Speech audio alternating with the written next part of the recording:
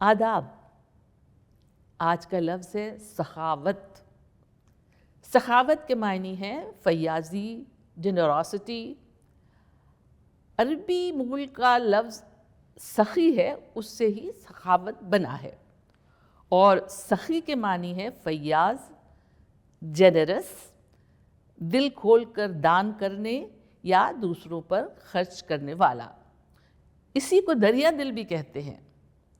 سخی اور سخاوت لوگوں کے نام بھی ہوتے ہیں۔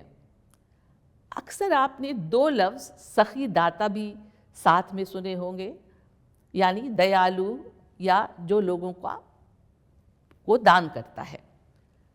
اور ہر مذہب میں سخاوت کا درس دیا جاتا ہے، اور حاتم طائی بھی اپنی سخاوت کے لیے مشہور تھا۔